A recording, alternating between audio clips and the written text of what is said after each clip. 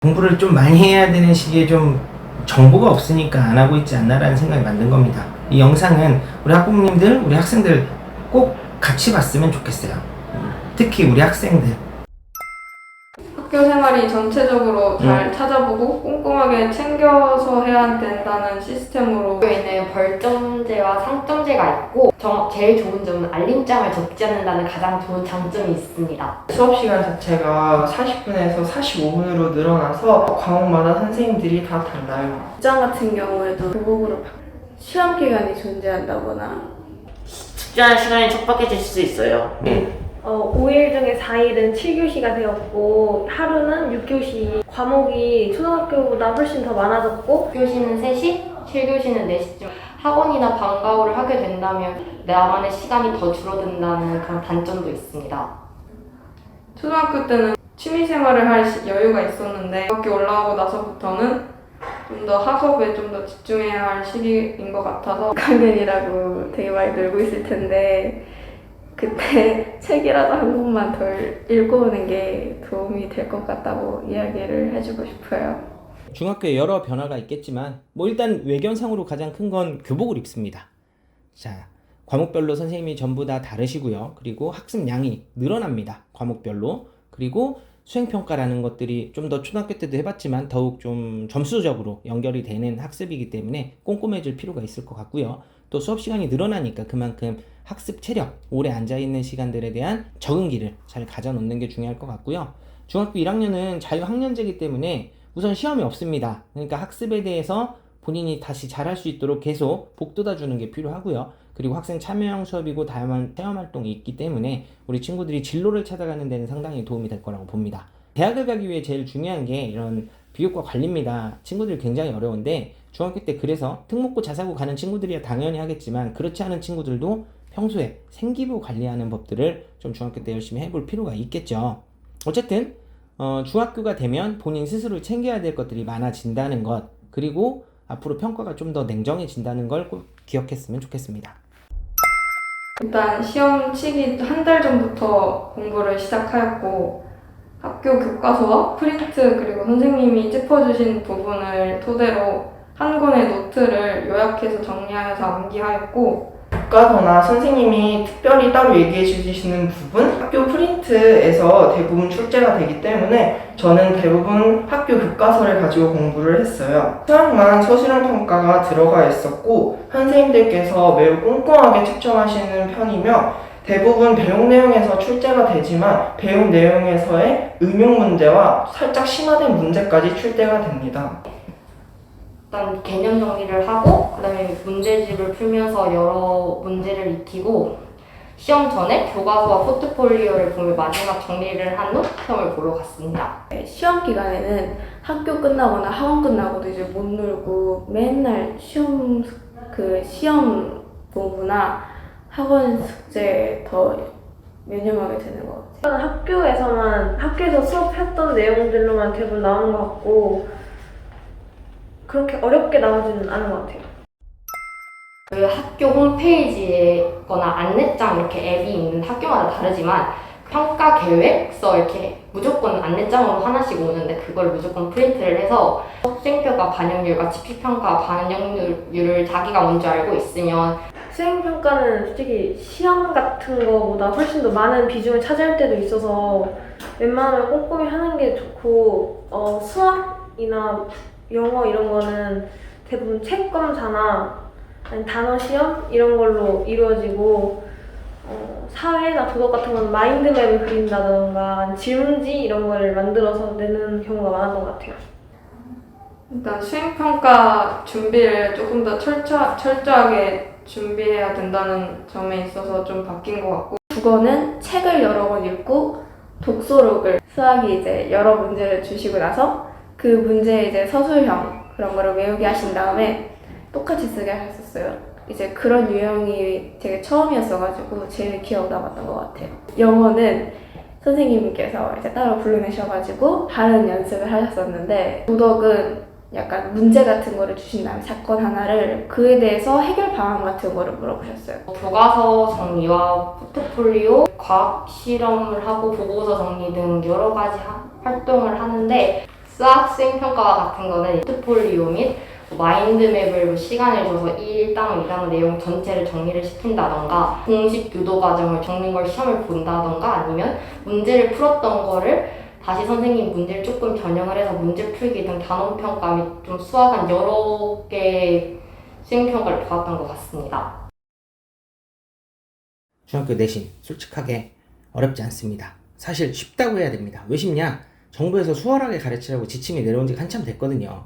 그러니까 우리 친구들이 고등학교 가면 진짜 공부 많이 해야 되는데 정부가 6년 동안 고생한 우리 친구들, 공부하느라 불쌍한 친구들이 걱정됐던 거죠. 그래서 고등학교 3년은 좀 힘들게 공부하더라도 중학교 3년은 꿈을 찾아주는 기간을 갖자. 그러려면 공부 줄여주고 시험도 없애주고 그래야 꿈을 찾지 않겠냐. 상대적으로 덜 바쁜 중학교 시기는 좀 쉽게 가자. 이게 취지입니다. 좋아요. 근데 문제는 생각보다 중학교 친구들이 공부를 별로 안 합니다. 왜? 1학년 시험 안 보죠. 놀 것도 많고 꿈을 찾으라고 했더니 대부분 취미만 발전시킵니다. 중2 내신 기간에 배운 것만 나오니까 나쁘지 않은 거죠. 물론 성실히 공부한 친구 기준에서는요. 문제는 중학교 내신도 내신이지만 고등학교 가면 폭탄이 정말 빵 터집니다. 자, 이렇게 세 친구가 있다고 보겠습니다. A, B, C 친구. 우선 A 친구는 적당히 공부했고 적당히 활동을 한 친구입니다. 그러니까 해야 될 것들을 꼭 챙기고 뭐 그랬던 친구라고 생각하면 되고요. B 친구는 어피치 좋아하는 친구들한테 미안합니다. 그냥 예시니까 뭐 기분 나빠하지 않았으면 좋겠어요. 좀 재밌게 공부, 그러니까 놀면서 공부하고 그냥 할 수 있을 때 하고 뭐 가끔 숙제도 안 하고 뭐 이런 친구라고 생각하면 되고요. 그리고 본인이 재밌어하는 활동만 한 친구라고 생각하면 됩니다. C 친구는 나름 목표가 있고 좀 열심히 공부하고 열심히 활동했던 친구라고 예를 들어 보겠습니다. 이 친구들이 중학교를 가면 나름 공평한 싸움을 한다고 생각을 합니다. 뭐 나름 공평한지는 좀 이따 다시 말씀드릴게요. 그래서 중학교 때 같이 배운 걸 똑같이 시험을 보니까 이렇게 동시에 달리는 결과들이 나타나죠. 중학교는 그 이상의 평가를 하진 않습니다. 그런데 이 친구들이 고등학교를 가면 이렇게 시작이 돼요. 결승점에서 라이언은 가까워 있고요. 네오는 중간에 가 있고요. 어피치는 시작점에 와 있는 겁니다. 왜 그럴까요? 당연히 중학교 때 공부를 열심히 안 했기 때문이라고 보시면 됩니다. 그럼 여기서 시험을 시작하면 이렇게 달립니다. 자, 라이언은 이미 1등급이 됐다고 보시면 돼요. 그러면서 천천히 움직였죠. 활동할 거 다 하고 봉사활동할 거 다 하고 책 다 읽으면서 1등급을 찍었다고 생각하면 되고요. 네오는 죽어라 공부해서 라이언 바로 뒤까지 쫓아간 겁니다. 어피치는 아무리 열심히 해도 쫓아가기 좀 힘든 상황이 나타나죠. 이유는 실제로 공부를 많이 한 친구가 고등학교 가면 정확하게 평가를 받는 시스템이기 때문이라고 생각하시면 됩니다. 자, 왜 그럴까요? 자, 네오는 중간에 깨달았어요. 어피치는 끝까지 몰랐고요. 라이언은 처음부터 알고 있었다고 생각하시면 됩니다. 자, 라이언 한번 빼볼게요. 왜? 너무 잘하니까 넌 일단 빠져. 자, 어피치와 네오를 한번 비교해 보겠습니다. 네오는 중간 기말 지필평가, 우리가 수행평가가 제외한 서술형 평가까지를 중간 기말이라고 보면 됩니다. 그 100점을 맞고요. 수행평가 열심히 해서 우리 팀원들을 이끌면서 100점을 맞았다고 볼게요. 어피치는 중간 기말을 84점을 맞았습니다. 그리고 수행평가는 운이 좋게 네오랑 같은 팀이 돼서 똑같이 열심히 해서 100점을 맞았다고 볼게요. 그랬더니 지필 수행 평균 100점을 맞은 우리 네오는 A 등급을 맞게 됐고요. 어피치는 좀 복잡합니다. 이렇게 수행평가라는 건 비율이 있습니다. 사실 솔직히 7대3은 요즘 많이 쓰진 않고요. 오히려 요즘은 6대4를 많이 쓰고 있습니다. 60대 40. 지필은 60점을 쳐주고 수행은 40점을 쳐준다고 보면 돼요. 그러니까 중간 기말에 받았던 지필 점수가 6대4인 경우 50.4점으로 환산이 되고요. 그리고 수행평가가 40점이 됐습니다. 그렇다 보니 평균은 90.4점이 됐다. 이게 현재 어피치의 6대4인 학교의 평균이라고 보시면 됩니다. 그럼 당연히 등급은 어피치도 A를 맞게 되어 있겠죠. 그럼 어떤 문제가 발생할까요? 어피치는 적당히 한 점수를 가지고 적당히 A를 맞았던 경험들을 많이 갖게 됩니다. 그럼 당연히 그 이후에 어떤 학습들을 진행하지 않는 경우가 생겨요. 그렇게 내가 해야 될 것들 위주로만 진행을 하다가 준비해야 되는 것들을 못하고 고등학교에 진학하게 되면 급상승한 학습 난이도에 그리고 방대한 학습 난이도에 당황하게 되고 방심의 결과들을 수용할 수밖에 없게 될 것입니다. 자, 중학교 내신 문제는 이렇습니다. A를 알려줬지? 그러면 A를 써보고 적어보렴. 이 1번 문제라고 보시면 됩니다. 자, 2번은요. B 알려줬지? 그러면 B를 그대로 적어봐라. 요게 2번 문제입니다. 이해하시죠? 그러니까 어떤 얘기냐? 배운 것에서만 나온다. 배운 것에서 뭐 약간의 응용이 있을 수 있으나 크게 범주를 벗어나지 않는다. 아까 말씀드린 것처럼 이 수월성 교육이라는 것 때문에 선생님들이 그걸 더 멀리 확장시켜서 문제를 낼 수 없는 구조입니다. 그러니까 결국은 아이들한테 암기력 테스트를 하고 있는 게 사실 중학교의 시험 수준이라고 보시면 됩니다. 그럼 선생님들 입장에서는 어떤 친구가 더 잘하고 어떤 친구가 덜 잘하는지 확인을 해야 되니까 어떤 걸로 평가하나요? 서술형 수행평가를 가지고 이런 정성평가를 하는 겁니다. 세세하게 확인하고 잘 적었는지 보고 수행평가라는 걸 통해서 애가 성실한지 보는 그런 테스트라도 있어야지만이 아이들이 공부를 하게 되니까 실제로 이렇게 수행평가나 서술형이 추가가 된 게 현재 내신의 형태라고 보면 됩니다. 결론은 중학교 내신은 이래서 쉽다는 겁니다. 성실하기만 하면. 고등학교 내신은요. 1번 문제는 이렇습니다. 너 A 알려줬으니까 A 알지? B 알려줬으니까 B 알지? 그러면 1번 문제는 A 플러스 B를 해서 한번 C를 만들어 보렴. 이게 고등학교의 예를 들어 1번 문제라고 생각하면 됩니다. 말하자면 있는 그대로 뭐 기본 문제가 당연히 나오겠죠. 하지만 중간 이상으로 넘어가면 이렇게 응용해야 되는 문제들이 계속 발생할 수밖에 없는 게 고등학교 문제라고 생각을 하시면 됩니다. 자, 좀 더 가볼까요? 자, A 알려줬고 B 알려줬고 네가 C를 구했으면 C가 왜 C인지 한번 증명해봐. 이게 고등학교 문제라고 보면 됩니다. 말하자면 전교 1등이요. 몇 점을 맞든 그 친구가 가장 높은 점수를 맞으면 됩니다. 전교 1등이 30점이어도 상관없는 게 고등학교의 내신의 형태라고 보면 돼요. 적어도 우리 친구들이 고등학교 1학년의 공통 과목들은 이렇게 등급제로 구성이 된다. 전교 1등은 39점, 전교 2등은 29.9점을 맞으면 전혀 문제가 없는 겁니다. 그러니까 선생님들 입장에서는 계속 문제 난이도를 올려야 하지만 친구들이 차근차근 순서대로 등수가 매겨질 수 있고 그래야 가장 좋은 대학 갈 친구와 그렇지 못한 친구들이 나뉘어진다는 걸 계단 형태로 구성을 할 수 있다는 걸 인지하고 계시기 때문에 고등학교 가면 난이도가 갑자기 급상승하는 거죠. 자, 그럼 어떻게 대비해야 됩니까? 일단 우리 첫 번째 원리를 이해할 필요가 있습니다. 원리라는 건 중학교 가면 알려주지 않습니다. 뭐 알려는 주겠죠. 하지만 진짜 원리는 초등학교 때 배워야 됩니다. 말하자면 이렇습니다. 초등학교 때는 이게 왜 그렇게 되는지 역으로 생각해 볼 시간들이 존재합니다. 선생님들도 그렇게 가르쳐 주십니다. 근데 중학교에 가면 이 공식은 원래 이런 거야로 알려준다고 보시면 됩니다. 고등학교에 가면 너희 다 알지? 그럼 선생님이 이걸 응용해서 증명하고 이해되세요? 결론을 말하면 원리를 이해할 수 있는 시간은 초등학교가 진짜인 겁니다. 그래서 제가 예비중1 뿐만 아니라 우리 초등학교 5학년, 4학년, 3학년 그 밑에 학년들이 꼭 들었으면 좋겠다고 말씀을 드리는 겁니다. 원리를 꼭 초등학교 때 깨우치는 친구들이 나중에 좀 어려운 문제가 나오거나 그랬을 때 두려움이 사라진다고 보시면 좋을 것 같습니다. 그래서 초등학교 때 꼭 원리를 이해시키는 연습을 하시면 좋겠고요. 두 번째, 깊이 있는 공부를 해야 됩니다. 실제로 심화를 공부하는 이유는 장기적으로 문제 난이도는 굉장히 어려워집니다.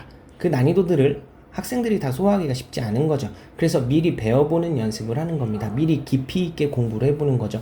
초등학교 때 심화를 하고 중학교 1학년 걸 심화를 해보면 실제로 공부를 하는 데 있어서 굉장히 도움을 많이 받습니다. 어려운 문제들에 대한 이해도가 확실히 많이 올라갑니다. 그래서 가능하다면 심화를 공부를 많이 시키고 중학교에 올려보내시고 중학교에 가서도 심화를 하기 위해 노력하는 자세들이 굉장히 중요하다고 생각하면 좋을 것 같습니다. 중학교는 말씀드린 것처럼 수행평가 서술형이라는 것들이 정리로서 학생들한테 굉장히 많은 것들을 요구하게 됩니다. 난이도 자체가 어렵진 않습니다. 근데 정리를 안 해본 친구들한테는 굉장히 생소한 학습이 되는 거고요.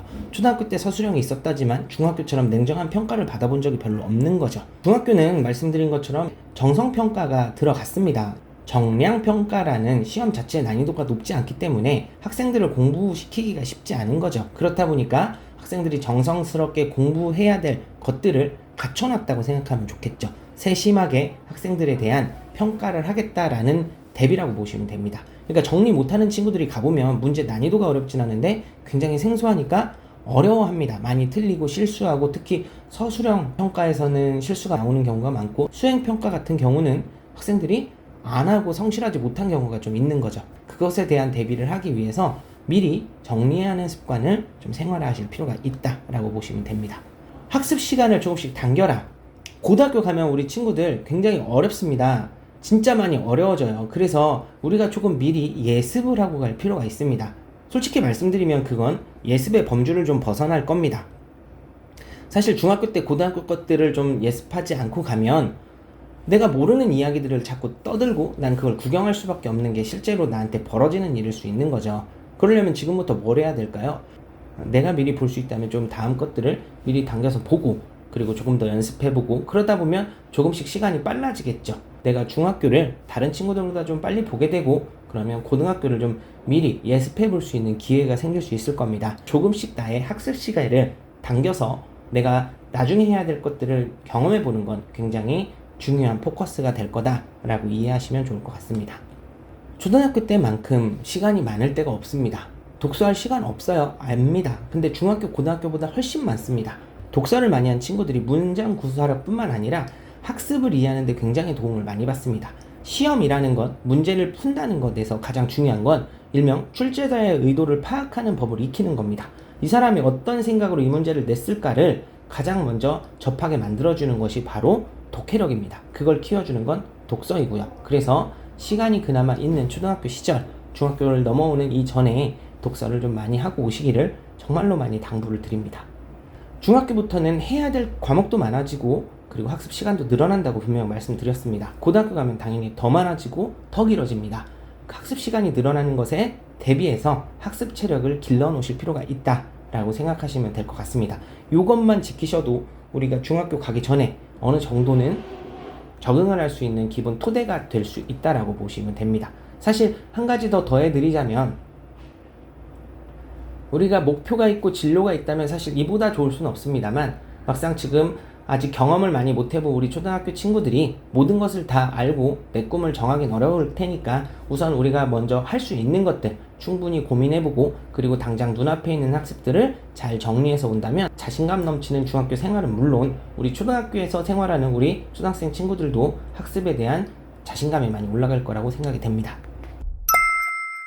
초등학교와 사실 다른 점이 없었어요. 4학년 때 공부를 하는 애들은 1학년 때부터 삼성고, 과학고, 영재고 이런 데를 희망하고 있는 애들이었고 일반고를 가겠다라고 생각을 하거나 아직 고등학교에 대해서 생각하지 않았던 애들은 공부를 하진 않았던 것 같아요. 시험이 없다 보니까 조금 자유로운 분위기인 것 같아서 학업에 대한 스트레스는 그렇게 크지 않았던 것 같습니다. 시험이 당장 없으니까 세게 놀자 이런 개념의 애들이 되게 많았던 것 같은데 분위기가 조성이 되어 있지가 않아서 솔직히 안 할 것 같아요. 지금 후회가 되는데도 책을 많이 읽어두고 싶고 영어 단어도 2학년을 대비해서 좀 많이 외워두고 싶고 학교에서 할 수 있던 자율 활동들을 좀 많이 해두고 싶고 4학년제로 돌아간다면 예습을 좀 많이 해뒀을 것 같아요. 1학년 때로 다시 돌아간다면 조금 2, 3학년 준비를 조금 더 철저하게 하지 않을까 생각합니다. 그때 돌아가가지고 책이라도 한번 읽어야 된다는 자유학년제 때 일주일에 한 번씩 진로라는 수업이 있었는데 거기서 막 외부 강사 선생님들이 와가지고 수업을 하거나 아니면 뭐 체험을 하러 가서 약간 꿈 진로에 관한 거에서 대해서는 좀 더 깊게 생각을 할 수 있었던 것 같아요.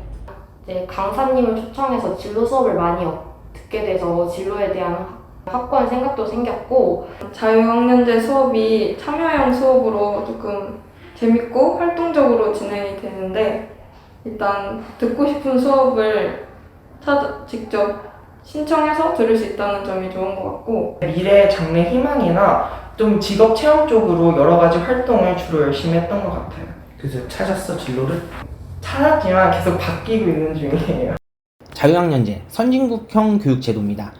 실제로 우리나라도 받아들인 지 한참 됐죠. 이 자유학년제가 되고 난 이후에 우리 친구들이 꿈을 찾는데 도움이 많이 된다고 생각을 합니다. 과거에 인프라가 부족했을 때는 분명히 좀 여러 가지 오류가 있었지만 시간이 지나면서 많이 갖춰졌어요. 특히나 외부 강사님들이 정말 좋은 이야기를 많이 해주신다고 하더라고요. 본인의 목표를 잘 잡을 수 있다면 학습에 대한 열정이나 여러 행동에 대한 이유들을 가질 수 있게 될 겁니다. 훨씬 더 좋은 학습 능률이 발생을 하겠죠.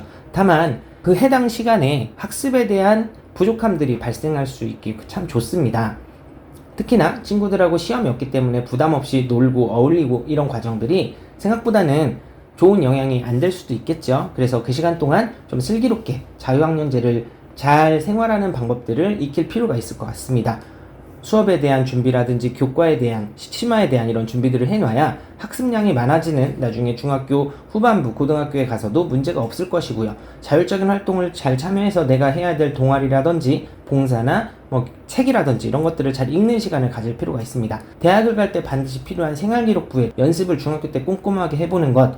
수행평가는 사실 성실하게 확인을 해야 됩니다. 학교에서 나눠준 여러 프린트물이나 이런 것들을 통해서 수행평가 계획을 사전에 정확하게 알고 준비하게 된다면 수행평가에서도 좋은 성적을 얻을 수 있을 겁니다. 4학년제에 현명하고 꼼꼼하게 계획을 할 필요가 있을 것 같고요. 지금 초등생들에게는 예비 중등생들에게는 무엇보다 중요한 건 내가 자유학년제 때 어떤 걸 해야겠다는 계획을 세워준다면 그야말로 바람직한 자유학년제 생활을 이어나갈 수 있지 않을까 생각이 듭니다.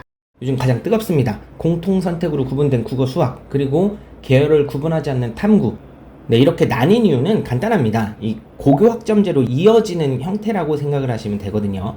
그러니까 결국은 학생들이 본인이 원하는 과정을 선택하고 큰 경쟁보다는 학점제를 이용해서 부담 없이, 그러니까 남들과 경쟁하는 것보다는 좀 정확하게 본인이 원하는 걸 할 수 있게끔 만드는 제도라고 생각을 하시면 됩니다.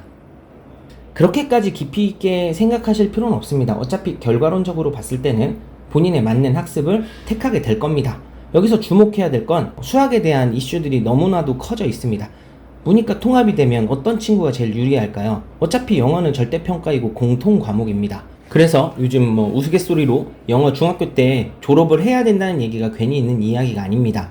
절대평가이다 보니 학생들이 이제 성취도에 대한 부담감이 큰 거지 실제로 예전처럼 내가 누군가를 이겨야 된다는 부담감이 크진 않습니다. 그렇다 보니 영어 같은 경우는 미리 수능까지 좀 준비를 해놔야 되지 않느냐라는 게 영어 계획에서 나오는 이야기고요. 수학 같은 경우는 사실 무한 경쟁이 시작됐다고 보셔야 됩니다. 수학이 문과 이과가 통합이 되면 당연히 문과 친구들이 너무너무 불리한 상황이 벌어질 겁니다. 6월에 모의고사를 본 이 1등급 비율표를 한번 보시면 전체 1등급이 100명이라면 1등급은 겨우 4.3명밖에 차지하지 못했습니다. 1등급 전체 중에 95.7%는 자연계열이었죠. 결국은 인문계열 친구들은 만약에 수능이라면 1등급을 찍어야 되는 수학에서 찍지 못하는 경우가 발생할 수밖에 없고 전체적인 경쟁력이 이과생들한테 현저하게 떨어질 수밖에 없는 상황입니다. 문과를 가지 말라는 이야기가 아닙니다. 정말로 수학 제대로 공부해놔야 된다는 얘기입니다. 지지 않아야 되고 사실 우리 친구들한테 문과적인 가능성이 큰 친구도 우선 이과 계열에 힘을 좀 쥐어주시는 게 훨씬 도움이 될 거라고 봅니다. 이렇게 수학 경쟁력이 완성된 상태에서 문과를 간다면 전혀 문제될 게 없겠죠. 고교학점제는 기존과 달리 각 수업별로 점수가 있다고 생각을 하시면 됩니다. 그래서 그 점수가 미달이 난 경우에는 심하면 졸업을 못하게 되는 경우들이 발생을 하겠죠. 원래 우리나라는 학습력을 가지고 졸업을 안 시키는 제도는 아닌데 이제 학습력이 낮은 친구들은 졸업을 안 시키겠다고 합니다. 물론 여러분들한테는 걱정은 없겠죠. 과정을 선택해야 되고 또 뭐 필요에 의해서는 뭐 다른 학교까지 가서 혹은 공공기관에 개설되어 있는 여러 수업들을 들어야 되는 경우들도 있을 수 있습니다만 선택의 폭이 넓어졌다는 건 굉장히 좋은 이슈라고 생각합니다. 원래 이 영상을 찍기 전까지는 현재 초등학교 6학년 친구부터 이 고교 학점제가 운영되는 걸로 발표가 났었는데 이 영상을 마무리하는 오늘 또 발표가 났더라고요.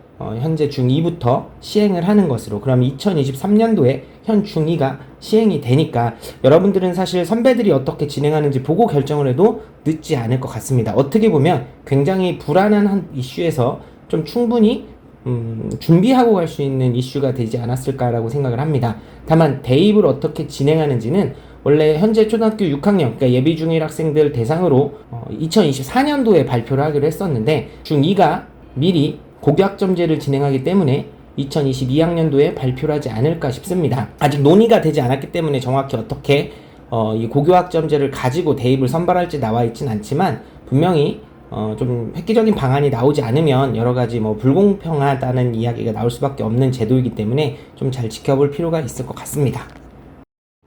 토끼와 거북이 동화를 아시나요? 그쵸? 옛날에 둘이 시합을 했는데 토끼는 차고 거북이는 열심히 해서 결국 거북이가 이긴 이야기죠. 실제로 현실에선 절대 거북이가 토끼를 이길 수 없습니다. 현재 중학교에 올라가 우리 친구들, 그리고 초등학교에서 중학교를 바라보고 있는 우리 친구들이 꼭 기억해야 될 것은 중학교는 사실 경쟁이 별로 없는 학년들 1, 2, 3학년이라고 보면 돼요. 그 친구들이 적당히 경쟁을 하다 고등학교부터 정말 제대로 된 경쟁을 하게 되는데 대부분의 토끼 같은 능력을 가졌습니다. 땅 위에서 잘 달리는 토끼처럼 우리 초등학교, 중학교 친구들은 능력치가 아주 좋습니다. 그리고 우리 정부에서 수월성 교육이라는 걸로 아주 좋은 초원을 깔아줬습니다. 결론은 쉽게 뛸 수 있는 그런 공간인데 대부분의 친구들이 잡니다. 잠을 자요. 열심히 뛰면 아무도 이길 수 없을 텐데 그런 안타까움이 있습니다. 부디 지금부터 준비 잘해서 중학교 가서 깨어있는 토끼가 되시고 고등학교 때 압도적으로 잘 달릴 수 있는 토끼가 되셨으면 합니다. 올림피아드 U2M은 1대1 개별과정 학원으로서 우리 학생들이 수학을 잘하는 학생에게는 본인이 원하는 진도와 난이도를 줄 수 있기 위해 노력하고 있고요. 학습이 좀 어려운 친구들에게는 꼼꼼하게 하나하나 가장 필요한 학습들을 정확하게 짚어갈 수 있도록 도와주고 있습니다. 문이과 통합시대 우리 학생들의 경쟁력이 넘치도록 가르치는 학원이 될 것입니다. 토슬라라는 학습 종합검사를 준비해 두었습니다. 전부 무료로 진행이 되고요. 우리 예비중 1학년 그리고 초등학교 5학년 그러니까 초6이 되는 친구들에게는 컨설팅을 진행해주고 있으니까 정확하게 우리 친구의 장점이 무엇이고 학습 단점이 무엇인지 학습 MBTI 검사라고 생각하시면 좀 빠를 것 같아요. 학습을 잘하는 친구도 어떤 부분을 더 보완하면 조금 더 빠르게 혹은 더 깊이 있게 혹은 본인이 잘 모르고 있었던 성향이라든지 이런 것들을 파악할 수 있을 것 같고요. 학습이 좀 어려운 친구들은 어떻게 하면 좀 보완이 잘 될지 학습에 대한 집중도 그리고 욕심이 생길지 한번 확인해 보는 검사라고 생각하시면 될 것 같습니다. 최대한 30분 안에 끝내려고 노력을 했고요. 우리 친구들이 그리고 우리 학부모님들이 어떻게 학습을 진행해야겠다는 그림을 그리는데 도움이 됐다면 참 좋겠습니다. 긴 시간 들어주셔서 감사합니다.